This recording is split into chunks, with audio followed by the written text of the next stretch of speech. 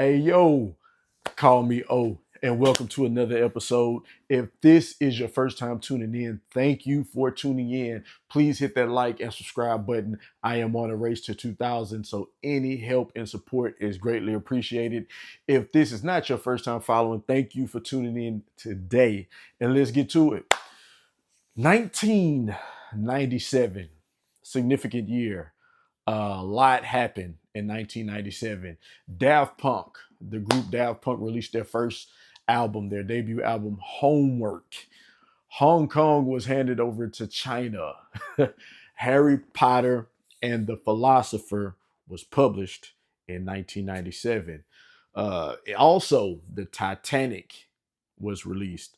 Big blockbuster film, went on to have lots of success, a lot of accolades and awards for that movie.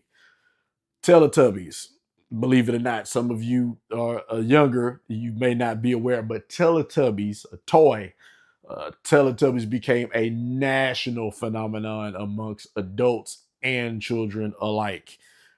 Big thing happened in 1997.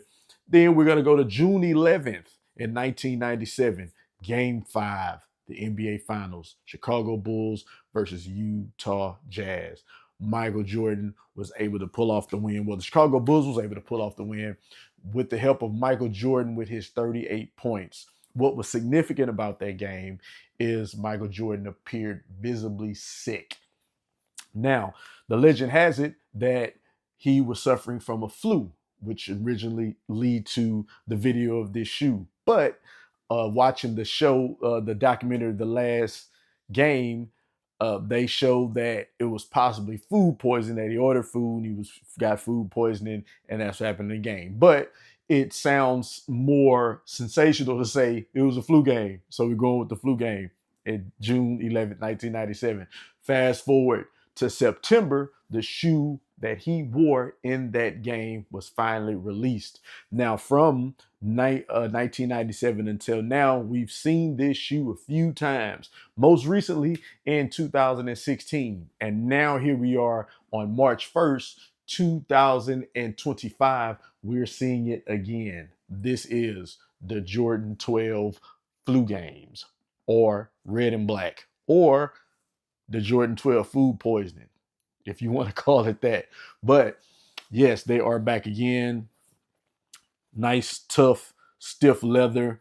The red to me seems a little more darker tone than the 2016 pair to me, slightly, my opinion. I don't have the 2016 pair, but I kind of vaguely remember that color. It didn't seem as dark, but I do love these. Retail is 210. They have been restocking. Of course, this is the 40th anniversary for Jordan Brand, so they have been putting out OG colorways. We've just seen these. We've also seen a couple of weeks ago the metallic fives, and it's not going to stop this year. We're going to see steel 10s. We're going to see cement fours. We're going to see grape fives. Some of those shoes are actually already released at All-Star Game in the Bay this year, last month. So, but nevertheless, of course, you see the signature 2-3 spelled out, 2 and then the number 3 here on the tongue, then the 2-3 here on the back. Sensational, man. Some of the OGs you got to go back and just pick up for those nostalgic reasons. In 1997, I was a teenager. I was 16 years old, entering my junior year of high school when these came out. I did not get them, could not afford them. I think the first shoe I was able to get was the 13s out of my own money. I worked at Astro World. But yes, this is the shoe.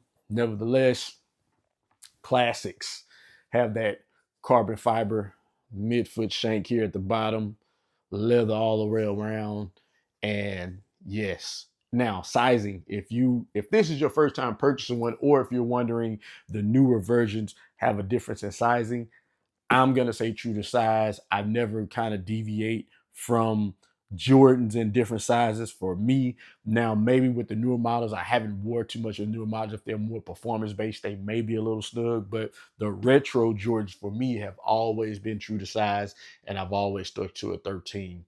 in this shoe. But that is pretty much it. Thank you guys for tuning in. And until the next video, you guys be cool.